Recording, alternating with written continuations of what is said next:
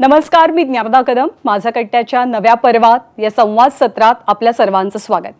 माझा महाकट्टा presented bye Quick Heal, Motegaonkar सरांचा RCC, Jagannath Gangaram Pednekar jewellers आणि आर्यन्स ग्रुप ऑफ कंपनीज. कोपावड by Wildstone, dear government lottery, Sudhir Mandke light house Guhagar, Chitale flavoured milk आणि green harvest.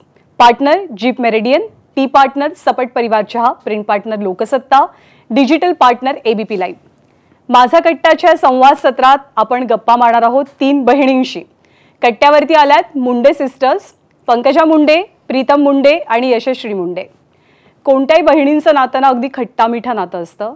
तुझं माझं जमेना आणि तुझ्या विना करमेना, ही प्रत्येक बहिणीच्या नात्याची कहाणी असते.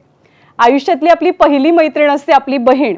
आयुष्यभर जिच्यावर अगदी हक्कानं रागवता येतं ती सुद्धा असते आपली बहीण. आपले सगळे हट्ट पुरवून घेण्याचं ठिकाण म्हणजे आपली बहीण. थोडक्यात केअरिंग आणि शेअरिंग सगळं काही तिच्यासोबत चालतं. आज कट्ट्यावरती आलेल्या मुंडे भगिनींचं एकमेकींसोबतचं नातं नेमकं आहे तरी कसं, याविषयी त्यांना बोलतं करणार आहोत. गोपीनाथ मुंडेंच्या मुली म्हणून समाजात वावरताना या तिघींवरती काही बंधनं येतात का? समाजात आपापल्या करिअरमध्ये पुढे जाताना या तिघी जणी त्यांचं बॉन्डिंग नेमकं कसं जपतात? सामाजिक, सार्वजनिक, राजकीय जीवनातल्या चढ उतारांचा त्यांच्या नात्यावरती काही परिणाम होतो का? राजकीय ताणतणावामध्ये, सगळ्या स्पर्धेमध्ये या बहिणी बहिणींच्या नात्यातला हळुवारपणा कसा फुलतो हे आज आपण त्यांच्याकडनं जाणून घेऊया. पण घरी जास्त लाड कुणाचे होतात, कुणाला नेहमी कॉम्प्रोमाइज करायला लागतं, कोण जास्त हट्टी आहे आणि कोण सगळ्यात जास्त ॲडजस्टेबल. थोडक्यात बहिणी बहिणींमध्ये रंगणारी कहाणी घरघर की मुंडेंच्याही घरात दिसते का, याबद्दल ही तिघींशी गप्पा मारूया. नमस्कार, तुमच्या तिघींचं खूप स्वागत आहे कट्ट्यावर. नमस्कार. मला वाटतं तुम्ही तिघीजणी पहिल्यांदाच अशा कुठल्याही कार्यक्रमात या पद्धतीने, आणि यशस्वी तर पहिल्यांदाच मुलाखत टी व्हीसाठी अशी देण्यासाठी आली आहे. त्यामुळं ह्या दोघींचं स्वागत, तुझं आणखीन एक जास्त. Thank you so much. आता असं आहे की खरं तर ज्ञानदानं प्रास्ताविकामध्ये इतक्या गोष्टी सांगितल्या आहेत आणि त्याच्याबद्दल तुम्हीच तिघींनी बोलायचं आहे. म्हणजे आता तुमच्या तिघी जणी जेव्हा तुमच्याकडे आम्ही बघतोय, सगळ्यात धाकटी यशस्वी आहे. मला वाटतं तिच्यापासून सुरुवात करावी की ह्या 2 तुझ्या ज्या बहिणी आहेत मोठ्या, तर यांच्यातल्या कोणते गुण तुला सगळ्यात जास्त इम्प्रेस करतात हे आधी सांग. मग मला विचारायचं आहे की काय आवडत नाही ते किंवा काहीच इम्प्रेस करत नाही असंही असू शकतं बरं का? नाही, ऑफकोर्स तसं काही नाही आहे. ॲक्च्युली म्हणजे मी लहानपणापासून माझ्या बहिणींनीच मला वाढवलेलं आहे. PTA मीटिंग्स असू किंवा आजारपणाचं काही असू, म्हणजे एव्हरीथिंग हे त्या दोघींनीच केलेलं आहे. माझ्या आईवडिलांपेक्षा जास्ती त्या दोघींनी सांभाळलेलं आहे. आमच्यामध्ये तेवढा एज गॅप पण आहे. क्वालिटीज कुठल्या आवडतात तर पंकजाताईं अशा म्हणजे डिटर्मिंड आहेत, स्ट्रॉंग आहेत, नॅचरल लीडरशिप आहे त्यांच्यामध्ये. तर ते क्वालिटीज बघून पण मी मोठी झालेली आहे. तर ते एक कॉन्फिडन्स मला आवडतो त्यांचा, की कुठल्याही गोष्टीला घाबरत नाहीत त्या. तर त्या म्हणजे दॅट इज समथिंग म्हणजे I will definitely look up to. आणि प्रीतमताईंचा स्वभाव स्टार्क कॉन्ट्रास्ट आहे. म्हणजे त्यांचं कसं टिपिकल सेकंड चाइल्ड स्वभाव आहे. तर त्या शांत आहेत, कुठल्याही गोष्टीचा विचार करून निर्णय घेतात, म्हणजे इम्पल्सिव्ह नाही आहेत. तसं आम्ही दोघी थोड्या इम्पल्सिव्ह आहोत, स्ट्रॉंग माइंडेड आहोत. नाही, आता जी म्हणजे गुणवैशिष्ट्य तू प्रीतमताईंना लावतेस की शांत आहेत, म्हणजे पंकजाताई शांत नाहीत. नंतर विचार करून निर्णय घेतात, म्हणजे विचार करून निर्णय घेत नाही. बिलकुल तसं नाहीये. मला म्हणून मला इंटरव्ह्यूजला यायला भीती वाटते, बिकॉज त्याच्यात काहीच तसं अँगल नाही. म्हणजे तिचा स्वभाव एक मवाळ आहे, थोडी ती इमोशनल आहे. तर त्या गोष्टी मला आवडतात, बिकॉज ते आमच्या स्वभावातला फार स्ट्रॉंग पॉईंट नाही आहे. असं नाही की आमच्यामध्ये ते गुण नाही आहेत, असं नाही म्हणत की त्या शांत नाही आहेत. पण कदाचित घरात सगळ्यात मोठं असल्यावरती एक त्यांच्यावरती जी रिस्पॉन्सिबिलिटी आहे ती वेगळी आहे. त्यामुळे कदाचित हे लक्झरी ऑफ शांत आणि इमोशनल राहणं हे त्यांना मिळालं पण नसेल, बिकॉज कुठल्याही गोष्टीत पहिल्यांदा कुणाला जर समोरी जावं लागत असेल तर त्यांना जावं लागतं. तर हे एक पोझिशन जी तुमची फॅमिलीमध्ये असते त्याच्यावरून तुमची पर्सनॅलिटी डेव्हलप होते. तर तिचा स्वभाव म्हणजे मवाळ आहे, शांत आहे, म्हणजे ती नाही आहे असा नाही आहे, ते इट्स नॉट लाईक ऑपोजिट आहे त्यांचं, पण ते त्यांच्या पर्सनॅलिटीचे स्ट्रॉंग पॉईंट्स आहेत की आणि ती म्हणजे अशी घरात आम्ही भरपूर इंटेलेक्च्युअल वाद असतात आमच्या घरात, ते आहे. तर ती अशी सगळ्यांना पॅसिफाय करते, मीडिएटर असते नेहमी. पण म्हणजे मग वाद होतात कोणामध्ये जर सगळ्या म्हणजे कोणाचेही असते, मी आणि आई जरी भांडत असो तरी ती मीडिएटर, असं मी तिला बोलवून आणतो, तू सांग खरं काय झालं असं, त्यामुळे ती नेहमी त्या गोष्टीमध्ये पण ते मी लहानपणापासून होते आई बाबांच्या भांडणात. हा, ती म्हणजे कोणाचंही भांडण असेल घरात तर शी इज द मीडिएटर घरामध्ये. तर मला ते एक म्हणजे आय रिअली लाईक ते क्वालिटीज मला फार आवडतात त्यांच्यामध्ये. कुठल्या गोष्टी नाही आवडत प्रश्न आला नाही अजून. नाही, त्यांनी विचारला मला, तुला नंतर गुणधर्म आवडतात आणि कुठले नाही. तर सॉरी, म्हणजे वकील असल्यामुळे मी आधीच प्रिपेअर्ड होते, आधीच बोलून टाकत होते. तसं आवडत नाही असं नाहीये काहीच, म्हणजे बिकॉज आता एका वयानंतर आम्ही सगळे सिस्टर्स पेक्षा एक फ्रेंड्स पण आहोत. तर असं कुठलाही गुणधर्म आवडत नाही असं नाही, मी त्यांच्यावरच वाढली आहे. तर प्रत्येक गोष्ट मी ट्राय करते की स्वतः पण थोडं शिकून घेईल. पण ह्या पेरेंट टीचर्स मीटिंगला म्हणजे प्रीतमताई तर याचा काही प्रश्न नाही, कारण प्रीतमताई पंकजाताई जास्त आली असेल, काही फायदा झाला त्याचा? नाही, खूप फायदा झाला. उलट माझं नाव एकतर खूपच मोठं आहे, मी ते माहिती नाही आता सांगितलं पाहिजे की नाही, पण 7 वर्षापर्यंत मी चुकीचं स्पेलिंग लिहायचे माझ्या नावाचं. तर त्यांनी ते करेक्ट केलं, किंवा आई वडिलांशी भांडून मला इंग्लिश स्कूलमध्ये टाकलं पाहिजे हे पण त्यांनी निर्णय घेतला. तर ह्या गोष्टी तिने केल्या. आणि माझं मॅथ्स फार वीक होतं, तर लहानपणी अशी डोक्यावर टपली मारून ती शिकवायची.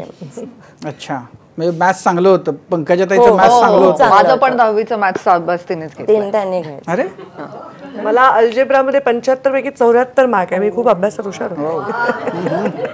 ती जनरली आमच्या घरात तेव्हा मी 11 पूर्ण झाले होते मला, आणि तिचं नाव कसं स्पेलिंग करायचं, कारण तिचा जेव्हा पहिला बर्थडे केक आम्ही बनवला तेव्हा लक्षात आलं की नावाला स्पेलिंग असतं, त्याच्यावर तोपर्यंत कधी लिहिलं नाही. आणि मग ते यशस्वी स्पेलिंग मी 5वीत होते, त्या 6वीत होते, तर मला कुठे, मी मराठी मीडियममध्ये होते, तर मी तिचा स्पेलिंगमध्ये एक एस कमी टाकला का, एक एच कमी टाकला. तर ते मी तिचं स्पेलिंग पहिलं दिलं. आणि मी भांडून बाबांना, ही तर लहान होती, 7 वर्षाचं अंतर आहे त्याच्यात, मी 12 वर्षांनी मोठी आहे, ते बाबांना भांडून मी तिला इंग्रजी शाळेत टाकलं, कारण मला असं वाटलं की तिला इंग्रजी शाळेत घातलं पाहिजे. मला का वाटलं तेव्हा एवढं कळत नव्हतं मला. आम्ही दोघी, आम्ही सर्व आमच्या कुटुंबात यशू पहिली आहे जी इंग्रजी माध्यमात गेली, पूनम पण मराठी. तेव्हा आमच्यावर खूप तो सगळा राष्ट्रीय स्वयंसेवक संघाचा विचार वगैरे, तर सगळे मराठी माध्यमातच शिकलेले आहेत आमच्या सगळे. पण आता वयाच्या अंतरामुळं तुमच्या दोघींमध्ये तर भांडणं व्हायचा काही प्रश्नच नाही, म्हणजे दादागिरी ती आमच्या दोघी तर जास्त त्या दोघींमध्ये जास्त भांडणं होतात. भांडणं होतील पण ते वादावादीच्या लेवलची ना, मारामाऱ्या तर नाही. लहानपणी सांगा आता ते पण की मार कोणी जास्त खाल्लाय आमचं, कोणी तिने खाल्लाय. ही खूप आमची गुंडी होती लहानपणी. तिचा मार खाल्ला का आई बाबांचा? आई बाबांचा नाही, कधीच नाही. मी फक्त जगात फक्त यशस्वीचा मार खाल्ला, कोणाचाच नाही. पण तुमच्या दोघींमध्ये असेल ना? नाही, अजिबात नाही. मी त्यातल्या त्यात थोडा, म्हणजे काय आयुष्यात 1-2 फटके जे मारले असतील तेवढे मीच खाल्लेत घरात. आईचं, आई आणि बाबांचाही एक फटका खाल्लेला आहे एकच आयुष्यात एकदाच.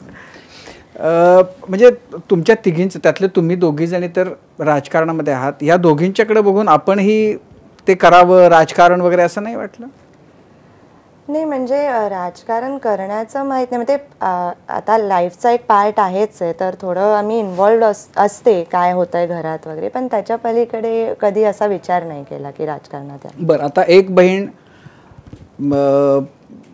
MBA केलं ना, एक बहीण डॉक्टर झाली, तर मग आपण त्या दोघींपेक्षा वेगळं हे आधीपासून ठरवलं होतं की ह्यांचं नाही करायचं, वकील व्हायचं? वकील व्हायचं आधीपासूनच ठरवलं होतं. ऍक्च्युली बाबांना हवं तर मी इंजिनिअरिंग करावं, तर मी ते 11-12 सायन्स घेतलं, CET पण दिली, बट मला लॉच करायचं होतं. आमच्या घरात जे आम्हाला करायचं होतं ते आम्हाला बाबांना करू द्यायचं नव्हतं असं दिसतंय, कारण मला व्हायचं होतं डॉक्टर. त्यांनी मला सांगितलं काय डॉक्टर, आता तेव्हा नवीन MBA आलं होतं, म्हणे आता मला कॉलेज काढायचं आहे, मला उद्योग काढायचा आहे, आणि मग कोण बघणार ते, तू MBA कर. हिला व्हायचं होतं वकील, त्यांनी हिला मेडिसिनला घातलं. म्हणजे मला म्हातारपणी डॉक्टर पाहिजे घरामध्ये. आणि मग तिने मात्र तिला जे हवं ते तिला जे हवं ते करता आलं. आणि आम्ही दोघी नेहमी हे होतो की नाही तिला करू द्या, आम्हाला नाही करता. कारण चौथी बाई नव्हती की तिला ट्रान्सफर करा. ट्रान्सफर होत गेला एका लहान बहिणीला, तर चौथी बाई नव्हती म्हणून तिला जे हवे ते ती करायची. आम्ही दौऱ्यावर पण गेलो ना कुठे, तिचा पासपोर्ट तिच्या बॅगमध्ये असायचा. मला तुम्ही त्रास दिला ना मी पळून जाईन, अशी ती आम्हाला धमकी द्यायची. पण म्हणजे तुमचं एकूण कुटुंबातलं जे नातं म्हणजे गोपीनाथ मुंडे, आई, मामा प्रमोद महाजन, तर त्या म्हणजे कुटुंबामधल्या तुमच्या दिवसांबद्दल आता म्हणजे आता बाबांना जाऊन ऑलमोस्ट 9 वर्ष होतील, तर तुम्ही काय मिस करताय सगळ्यात? आम्ही असं प्रत्येक गोष्टीत प्राण असतात ना तेच मिस करतो. कारण आमच्या घरात सगळ्यात लहान बाळ बाबा होते ना. सगळ्यात लाड कोणाचा व्हायचा ते बाबांचा व्हायचा. कारण आम्ही 4 बायका होतो आणि त्यामुळे ते एकुलते एक पुरुष होते म्हणून ते फुल लाड करून घ्यायचे. त्यामुळे आम्ही त्यांना खूप पॅम्पर करायचो. त्यामुळे बाबा नसल्यामुळे आमचे प्रत्येक सण वार ते त्यांचा उत्साह, त्यांची इन्व्हॉल्वमेंट, त्यांचा माया, ते आम्ही नेहमी म्हणायचो की आमचे बाबा मायाळू आहेत. आणि आई कडक होती कारण त्या बिचारीला 3 मुली वाढवायच्या होत्या, त्यामुळे ती खूप स्ट्रिक्ट होती. पण बाबा आमचे असं कधी आमच्या कपाळावर जरी हात लावला, अरे बेटा ताप आलाय का, रोज माझी म्हणजे तुमच्या मुलींना रोज ताप येतो का, म्हणजे त्यांचा असा तो ग्रामीण भागातला जो असतो ना मायाळू विल्हाळा स्वभाव, तसा त्यांचा स्वभाव होता. ते आम्ही खूप मिस करतो खूप. म्हणजे आमचे बाबा माऊली होते, माय होते, खूप प्रेमळ होते ते. त्यामुळे आम्ही काहीही, आम्ही सणाला बसलोय, आम्ही जेवतोय, आम्ही कुठला पदार्थ बनवलाय, आम्ही डायनिंग टेबलवर एकत्र आहोत, आम्ही बाबांवर एवढं बोलतो की असं कधी कधी वाटतं की म्हणजे आम्ही जणू बाबा तिथे आहेत, इतकं त्यांच्याबरोबर त्यांच्याविषयी आम्ही बोलत असतो नेहमी. तर आम्ही खूप मिस करतो त्यांना. प्रीतम?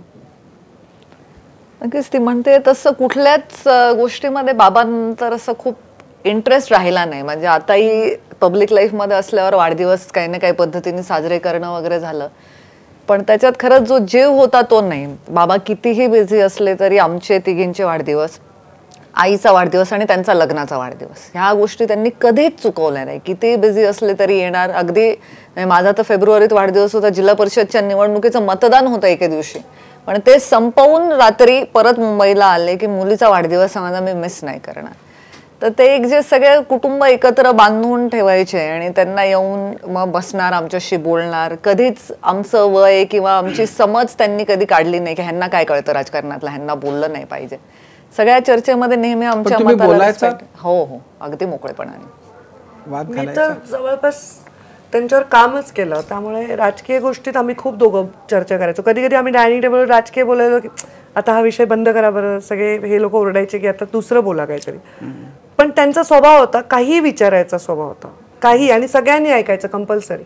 कुठे आम्ही टूरला जरी गेलो तर हिस्टॉरिक जागेत गेलो तर तो गाईड बोलतोय, प्रज्ञा तू लक्ष नाही देते, सगळ्यांनी सगळं ऐकायचं. आणि त्यांना एक फार हे होतं, बुडवायचं नाही, कॉलेज नाही बुडवायचं, शाळा नाही बुडवायची, ते अधिवेशन कधी बुडवायचं नाही. तर ते ना म्हणजे काही तुम्हाला ताप असेल 104 तरी अटेंडच करायचं, तेवढ्याच बाबतीत ते स्ट्रिक्ट होते, बाकी कशात नाही, खूप अगळ पगळ होते. पण म्हणजे बाबा गेल्यानंतर एक प्रकारे कुटुंबाचं सगळं जबाबदारी तुमच्यावर आली. तर मग हे संघर्षाचे जेव्हा पंकजाताईंवर हे प्रसंग येतात तेव्हा तुम्ही त्या प्रसंगांकडे कसं बघता? तुम्हाला त्याचं की तिच्यावर ताण आलायचा ताण तुमच्यावर येतो की आता ती कशी हँडल करेल, तिला त्रास होईल, ती निभावून नेईल, काय तुमच्या कुटुंबामध्ये तुम्ही चर्चा करता अशा प्रसंगांच्या वेळेला? बहीण म्हणून खूप वाईट वाटतं आणि टेन्शन नाही येतं, पण तिचा स्वभाव कसा आहे की ती अशी काही आलेले संकट आहेत, काही चॅलेंजेस असतील, ती सगळ्यात आधी जाऊन पुढे उभी राहते की शी ट्राईज हर लेवल बेस्ट की ते आमच्यापर्यंत पोचूच देणार नाही त्याची कुठलीच झळ. त्यामुळे तिला सिंगल हँडेड सगळं करते म्हणून जास्त टेन्शन येतं. आणि सगळ्यात जास्त टेन्शन आईला असतं. आमच्या आई आमची खूप हळवी आणि टेन्शनचं सगळ्यात जास्त थर्मोमीटर हाय असतं तिचं, त्यामुळे तिला खूप सारखं वाटतं. पण म्हणजे बाबा गेल्यानंतर जोपर्यंत बाबा होते तोपर्यंत ती एक अशी ढाल होते की म्हणजे काही ती ढाल होते, तलवारी होते मी म्हणेन की ज्याच्या जोरावर तुम्ही काही करू शकता. सगळ्यात परीक्षा बघणारा काळ बाबा गेल्यानंतरच्या तुमच्या दोघींच्याही करिअरमधला कोणता होता ज्याला असं तुम्हाला वाटतं की तुम्ही कुटुंब म्हणून फार उत्तमरित्या तो हाताळलात किंवा त्याच्यातनं तुम्ही बाहेर पडलात? सगळ्यात परीक्षा बघणारा कोणता काळ होता? आम्ही ना आयुष्यामध्ये जेही करतो ते कुटुंब म्हणूनच करतो. माझ्यामध्ये तो बिग ब्रदर सिंड्रोम आहे मला. म्हणजे मला कधी कधी प्रीतम रागवते. म्हणजे आमच्या घरात तिचं जे स्थान आहे ना तीच रागवते आम्हाला ॲक्च्युली. फक्त ती शांत आहे कशी, ती खूप प्रॅक्टिकल आहे. मग ती मला रागवत असते कधी की तुझं काही तू ठेका घेतलाय का या गोष्टीचा, किंवा ती प्रॅक्टिकल डिसिजन्स ती नेहमी देते. आम्ही दोघी खूप इम्पल्सिव्ह आहोत किंवा आम्हाला असं म्हणजे काय म्हणतात थंडपणे विचार करता येत नाही, तर ती ते करते. तर ते मला तो बिग ब्रदर सिंड्रोम आहे की हे मीच करायचं, ते मी करायचं. मग मी कसं जणू काही एक वॉल आहे आणि ते काहीच माझ्या घरापर्यंत नाही आलं पाहिजे, हे माझा खूप प्रयत्न असतो. मग मला तर माझ्यावर तर असंख्य राजकीय आपणही सर्वजण पाहतात आणि अटॅक झाले काय आले, तर आम्ही सर्वजण बसून त्याच्यावर बोलत असतो, विचार करत असतो. फार काही इनपुट्स मला त्या देतात असं नाही, पण त्यांचे बोलणं वगैरे आमचं होत राहतं. आम्ही आता जसं एखादी घटना घडली, टी व्हीवर एखादी बातमी आली, तर आमच्या आईबाबांच्या बेडरूममध्ये एक पलंग आहे. आम्हाला असं वाटतं त्याच्यात एक खूप मोठं मॅग्नेट आहे. आम्ही सगळे तिथे बसतो आणि आम्ही काहीतरी खात राहतो, चहा पित राहतो आणि मग आम्ही त्याच्यावर चर्चा करतो. यशूचा स्वभाव, शी इज व्हेरी नॉलेजेबल. ती खूप हुशार आहे. ती सायकोलॉजी तिने अभ्यास केला आहे, ती LLM केलं आहे, तिने बाबांचं स्वप्न पूर्ण केलं, फॉरेनमध्ये गेली. तर मला असं वाटतं ती माझी मुलगी आहे. प्रीतम माझ्यापेक्षा 4 वर्ष लहान आहे, तर ती माझी बहीण आहे, ही माझी मुलगी आहे. त्यामुळे मी बेबी तिच्याशी माझं ते कम्युनिकेशन तेवढं त्या दोघींचं होतं तेवढं होत नाही, कारण मी त्या मदरली किंवा फादरली मोस्टली इन्स्टिंक्टमध्ये असते. तर आम्ही जेव्हा बोलतो तेव्हा ते टिपिकल बहिणींसारखं बोलतो, तो रिलॅक्स वेळ असतो. पण जेव्हा आम्ही पॉलिटिक्सवर बोलतो तेव्हा त्या सगळ्या, जे माझ्या विरोधात आहे तो त्यांचा शत्रू, जे माझ्या बाजूने तो त्यांचा मित्र, हे क्लिअर आहे. कदाचित तो माझा मित्र शत्रू जरी झाला माझा तरी मग त्यांचे ते चालेल, पण तो शत्रू मित्र झाला तरी ह्यांचा मित्र होत नाही. म्हणजे मी त्यांना म्हटलं की आमचं पॅचअप आहे, त्यांचं नाही होत. म्हणजे त्या अशा आहेत, अशा. इवन म्हणजे बाबा जरी माझ्या विरोधात बोलले तसं व्हायचं नाही कधी. आईचं माझं काय हे फुल नाही, यू आर राईट असं तिचं प्रीतम. म्हणजे अच्छा, आई एकटी नाही, आई हो तसं असतं. माझी आई नेहमी म्हणते मी मायनॉरिटी आहे घरामध्ये. आता आई एकटी, पण बाबा असताना सुद्धा आई नेहमी म्हणायची तिन्ही मुली बाबांच्या चमच्या आहेत. ही थोडी आईच्या जास्त क्लोज आहे, आम्ही दोघी बाबांच्या पछड्या. पण म्हणजे जेव्हा असे प्रसंग येतात परीक्षा बघणारे, तेव्हा तुम्ही एकत्रितपणानं त्याच्याबद्दल विचार करता? Very thick touchwood. आम्ही खूप एकत्रित विचार करतो आणि आम्ही एकमेकांचा करतो, आम्ही स्वतःचा नाही करत. ही आमच्यामध्ये खूप दृष्ट लागण्यासारखी गोष्ट आहे. आम्ही वाद घालू, भांडू, आम्ही दोघी जास्त वाद घालतो. आता कमी झालंय ना यशू आपलं. नाही, आम्ही माझं लग्न होईपर्यंत आमच्या अशी धराधरी मारामारी असायची. माझं लग्न, अरे बिचारी ती किती लहान आहे, तीच मारायची ना. ती मला भेटायला जेव्हा अमेरिकेला आली सगळ्यांना टेन्शन होतं की 1 पीस दोघी वापस येतील का नाही. पण आम्ही त्या दिवशी आम्ही त्या ट्रिपमध्ये अटॅच झालो आणि आम्ही खूप एन्जॉय केलं होतं. हिचा मुलगा असं म्हणतो आता भांडणं कमी झाली आहेत कारण ती मोठी झाली आहे. ती लहानच आहे. पंकजा, आता तुमच्या बोलण्यात की टिपिकल बहिणींसारख्या गप्पा मारतो असा एक उल्लेख आला. त्या टिपिकल बहिणींसारख्या गप्पा काय असतात? म्हणजे आता तुम्ही दोघी तर खरं पब्लिक लाईफमध्ये आहात, तुम्ही सतत लोकांसमोर असता, तुम्हाला छान दिसणं, चांगलं प्रेझेंटेबल दिसणं आवश्यक आहे. आपण काय अगदी लगेच खूप मेकअप केला पाहिजे वगैरे, तर त्याच्यावरून गप्पा होतात की आणखीन काय, म्हणजे विषय काय असतात? सगळ्या जगाच्या म्हणजे देशाच्या पॉलिसीज पासून ते लिपस्टिकच्या शेडपर्यंत आम्ही सगळ्या गप्पा मारतो आणि गप्पांमधनं आम्ही डेफिनेटली वादाकडे जातो. आम्ही कधीही शांत गप्पा मारत नाही. आणि आमच्या घरी भाषणाची सवय असल्यामुळे आमची सगळ्यांची आवाज, ती वकील असल्यामुळे तिला आर्ग्युमेंटची सवय, आमची आई तर महाजन असल्यामुळे तिचा आवाज तर पहाडीच आहे. तर आमच्या घरातलं असं वाटतं, बाजूच्यांना वाटत असेल आमच्या घरी भांडणं होत आहेत, इतके जोरजोरात चर्चा असतात. माझाच आवाज सगळ्यात बारीक आहे त्यात. म्हणजे मी बाहेर भाषणं करते, आमच्या घरात मी जरा गाते बिते कधी कधी आणि मी मिमिक्री करते. मग हिला मूड येतो, मग ती मला मिमिक्री करते. आय एम द, म्हणजे मी नॉटी फॅक्टर माझ्या जास्त आहे. बरं, त्या कोणाकोणाची मिमिक्री करतात ते तुम्ही सांगाल की ते टॉप सिक्रेट आहे. सगळ्यांच्या मिमिक्री करू शकतो. बरं, आता ते टॉप सिक्रेट असेल तर आता मित्र कोण आहेत आणि शत्रू कोण आहेत हे तर टॉप सिक्रेट नाही, ते तुम्ही दोघी सांगू शकता. ते तर मला वाटतं मीडिया जास्त चांगलं सांगू शकेल आमच्यापेक्षा. इट इज ओपन सिक्रेट नाव. ते तुम्ही आता बीजगणिताचा उल्लेख केला होता, ते 10वीत अभ्यास. मला सांगा, अभ्यास कसा घेतला जायचा तेव्हाची काही आठवण असेल तर आम्हाला सगळ्यांना. मला तर ऍक्च्युली यशूचा अभ्यास घेतला, प्रीतमचा अभ्यास मी विसरून गेले किती अभ्यास करावा लागला नंतर मला आयुष्यामध्ये. पण मी शिकवत होते, हे मला आवड. म्हणजे माझे शेजारी पण एक आमच्या प्रोफेसर राहायचे, त्यांच्याही मुलींना मी शिकवायचे, माझ्यापेक्षा 1-2 वर्ष ज्युनियर. तर मला आवडतं, आय लाईक टू टीच. आजकाल मी अगस्त्याचा म्हणजे प्रीतमच्या मुलाचाही कधी कधी अभ्यास घेते, तर मला आवडतं. तर दोघींनाही मी शिकवायचे. प्रीतमला गणित नव्हतं आवडत अजिबात, है ना प्रीतम? मला त्याची आठवण आहे. म्हणजे 10वीच्या माझ्या परीक्षा सुरू झाल्या आणि उद्या गणिताचा पेपर आहे म्हटलं, आज माझं सगळं टेन्शन मध्ये मी की मला येणारच नाही, मी फेलच होते असं म्हणून मी जे रडायला लागले की मला झालं, माझा गणिताचा पेपर गेलेला आहे. मग तिने माझा अल्जेब्राचा अभ्यास घेतला आणि चांगलं आहे, म्हणजे माझ्या स्टँडर्ड पेक्षा मला गणितात चांगले मार्क मिळाले. डॉक्टर आहे. तर नाही, माझं सायन्स आणि सोशल सायन्स खूप स्ट्रॉंग होतं, गणितच थोडं वीक होतं. ते पण बीजगणित. या दोघी प्रोफेशनली खूप एज्युकेटेड जास्त आहे माझ्यापेक्षा आणि मला त्याचा खूप रिस्पेक्ट वाटतो. मी त्यांना नेहमी म्हणते की तू पॉलिटिक्स सोडून तुझा दवाखाना चालू कर, तू स्वतःचा प्रॅक्टिस सुरू कर. कारण मला डिग्री त्यांच्या एवढी नाही. माझं लास्ट सेमिस्टरमध्ये लग्न झालं, तर माझं MBA पूर्ण नाही झालेलं. तर मला ते खूप खंत आहे की मला, आणि they are so highly qualified. तर मी नेहमी म्हणते की तुम्ही कधीही तुमच्या पंजावर उभं राहू शकता, कारण तुमच्याकडे शिक्षण आहे. पण ते शेवटचं सेमिस्टर मग बाबांना सांगितलं का नाही की माझं एवढं कम्प्लीट होते म्हणून? नाही, पण माझं कम्प्लीट म्हणजे मला ते अमेरिकेला पाठवायला तयार झाले ना, तिथे जाऊन मास्टर्स करायला दिलं त्यांनी मला. मग मी त्या इंटरेस्टनी अमेरिकेला गेले लग्नापेक्षा, की मला अमेरिकेला जाऊन शिकायचं आहे. आणि मग तिथे मी ऍडमिशन पण घेतलं, पण मग मी प्रेग्नेंट झाले. तर मला वाटतं माझ्या शिक्षणाचा थोडा कुंडलीमध्ये प्रॉब्लेम आहे. नाही, खरं आता तुम्ही जे बोलला ना तेच विचारायचं होतं की म्हणजे या दोघींजवळ अशा प्रोफेशनल डिग्रीज आहेत की त्या पाहिजे तेव्हा राजकारण सोडून त्यांचं प्रोफेशन कॅरियर फॉरवर्ड करू शकतात. की 9 वर्षाचा जो हा काळ आपण बोलतोय बाबा गेल्यानंतरचा, त्या काळात तिघींना मिळून कधी असं वाटलं की हे सगळं सोडून दिलं पाहिजे, काहीतरी वेगळंच आयुष्य जगलं रोज वाटतं मला, खरंच रोज वाटतं. I would be more than happy to go back to medicine. सगळ्यात जास्त मला वाटतं ना यशू पॉलिटिक्स सोडावं, सगळ्यात जास्त. पण का वाटतं? कमलाही मी किती वेळा म्हणते तू कर का, मला कारण मी राजकारणातच रिलक्टंटली आली आहे.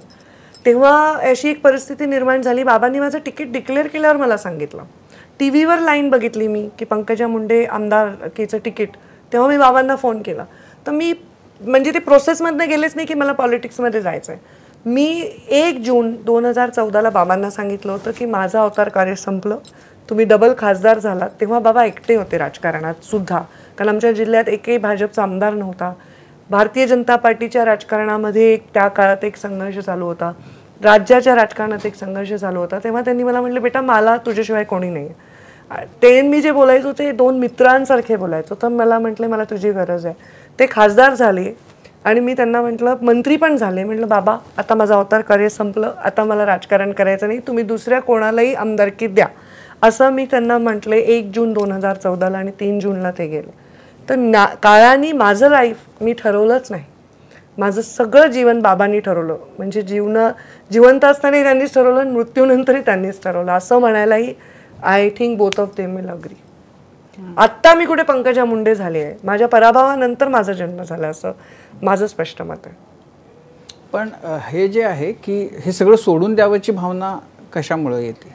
कारण कसं आहे, असं भावना मला वाटतं अशा फील्डमध्ये येते, तुम्हालाही वाटत असेल कधी कधी ही बातमी मला द्यायची नाही आहे, ही अशी नाही द्यायची आहे, हे सत्य नाही आहे. हे जेव्हा होतं ना, कारण जेव्हा मी पहिल्यांदा निवडून आले तेव्हा मला जे दिसत होतं चित्र, ते माझी नजर तेव्हा पल्युटेड नव्हती. जेव्हा माझ्या राजकारणातलं प्रदूषण मी जवळून पाहिलं, एकटीने ते हाताळलं, त्याला फेस केलं, त्याच्यात अडखळले, पडले, जिंकले, तेव्हा मला लक्षात आलं की हे पिंड जो आहे त्याच्यासाठी जो निब्बरपणा पाहिजे किंवा एक आय डोंट केअर ॲटिट्यूड पाहिजे, तो माझ्यामध्ये नाही.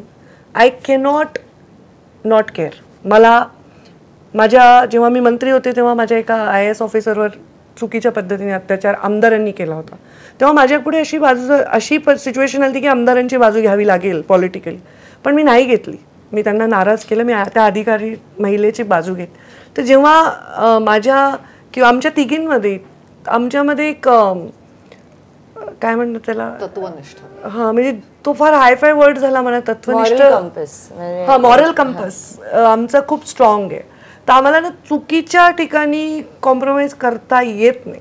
हे आमच्या आईबाबांनी आम्हाला असं खूप छान वाढवलं आहे. आम्ही खूप कुशंड लाईफ जगलो आहे.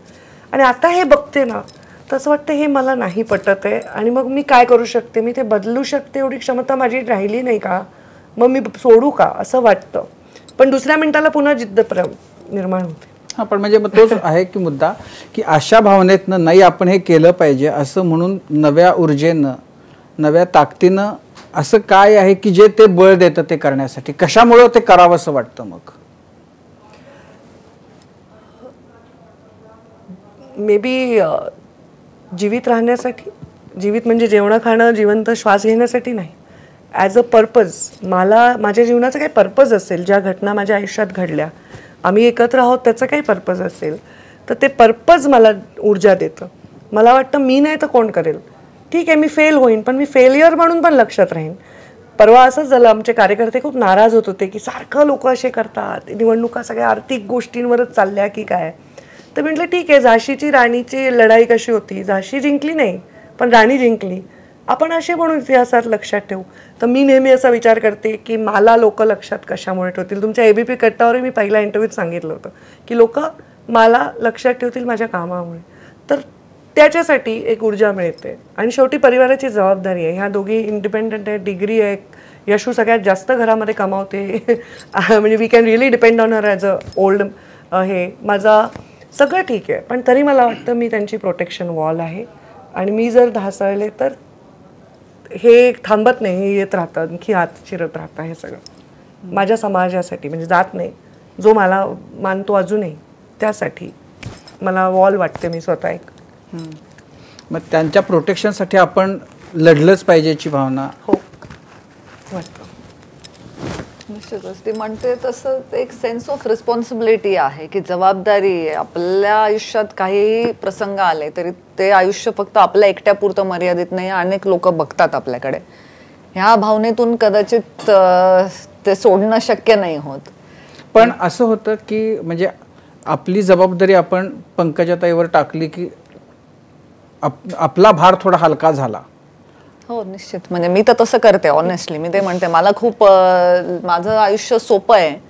मी नेहमी सांगते, एकतर माझ्या आई वडिलांच्या घरात माझा जन्म झाला, तिथेच सगळ्यात मोठा भाग्याचा क्षण आहे. त्याच्याबरोबर तिच्या पाठीवर झाला हा त्याच्यापेक्षाही मोठा भाग्याचा क्षण. तिच्यामुळे माझं राजकारण म्हणजे काय, मी खासदार आहे, मी राजकारणात मुरलेली आहे का नाही, कारण राजकारणाचे ते टक्के टोणपे माझ्यापर्यंत आलेच नाहीत. तिची बहीण असल्यामुळे माझं आयुष्य फार सहज सोपं झालं राजकारणातून. नेतृत्व हे संघर्षातूनच घडत असतं. पण राजकारणाच्या बद्दलच्या तुमच्या ज्या धारणा होत्या, तुम्हाला आधी जे वाटत होतं ते आता पंकजाताईंनी सांगितलं की ते प्रत्यक्षामध्ये त्याच्यापेक्षा खूप दिल्लीमध्ये काम करताना आणि खासदार म्हणून काम करताना, सगळ्या जिल्ह्याचं प्रतिनिधित्व करताना जे अनुभव येतात ते एक मुलगी म्हणून ते कसे असतात? मुलगी म्हणून अजून बाबांची मुलगी म्हणून की महिला म्हणून? महिला म्हणून नाही, सुदैवाने तसं मला वाटतं की आमचा जिल्हा खूपच पुरोगामी विचारांचा, असं काही महिलांकडे बघण्याचा वेगळा दृष्टिकोन नाही. बीडनी तसं खूप सांभाळून घेतलेलं आहे. दिल्लीत काम करत असताना हे माझं काम मी नीट करते. फार काही मला म्हणजे पॉलिटिकल ॲस्पिरेशन नसल्यामुळे मी कोणाच्या रडारवर पण नाही आहे, त्यामुळे आपलं सर्व चाललेलं आहे व्यवस्थित. तर एक चांगलं आणि इझी लाईफ आहे. जेव्हा संसदेत गेले त्यावेळी खूप लोकांनी मुंडे साहेबांची मुलगी म्हणजे अगदी पार्लमेंटच्या बाहेरचं सिक्युरिटी गार्डपासून ते मी पहिल्यांदा पार्लमेंटमध्ये गेले तेव्हा सुमित्राताई स्पीकर होत्या, तर त्यांच्यापर्यंत सगळ्यांचे एक निश्चितच भावनिक एक होतं की बाबांच्या जाण्यानंतर संसदेमध्ये आली आहे. तर त्या काळी लोकांनी खूप छान तिथे ट्रीटमेंट दिली. पण त्या व्यतिरिक्त जेव्हा कार्यक्षेत्रामध्ये काम करायची वेळ येते तेव्हा माझी सुरुवात, ताई माझी पालकमंत्री आणि मी तिचे जिल्ह्याचे खासदार अशी झाल्यामुळे राजकारण सगळं सोपंच होतं, काही मागायची गरजच पडली. राजकारणाची सुरुवात मोदी प्रधानमंत्री झाले, मी पालकमंत्री झाले आणि ती खासदार झाली, त्यामुळे तिचं राजकारण खूप सोपं होतं. माझ्या राजकारणाची सुरुवात घरातूनच संघर्षाने झाली, त्यामुळे मी पाऊल ठेवलं की महाभारत सुरू झाले सगळेच. म्हणजे साहेबांचंही तेव्हा पोझिशन खूप संघर्षातून चालले होते, मी पण संघर्षातून त्यांच्यामुळे, म्हणजे मी काय आपलं ते म्हणतील ते. पण तेव्हा मला असं उगीच वाटायचं की मी काहीतरी बाबांची फार मोठं अस्त्र आहे का, बाबांकडे मी एक मोठं काहीतरी असं वाटायचं. तर मग त्या ऊर्जेने मी आणखी काहीतरी काम करायचे, खूप दौरे करायचे. मी नुसते आमदार परळीचे होते, पण मी महाराष्ट्रात फिरायचे. म्हणजे आठवलेंची सभा असेल बाबा मला पाठवायचे, महादेव जानकरांची सभा असेल बाबा मला पाठवायचे. बाबा मला कुठेही टाकायचे असे, त्यांचा मी पत्ता होते. नाही, पण ही जी अनसर्टन्टी आहे राजकारणातली, त्याच्याबद्दल कसं काय वाटतं? एक एज्युकेटेड लॉयर म्हणून तुम्हाला काय वाटतं ताई?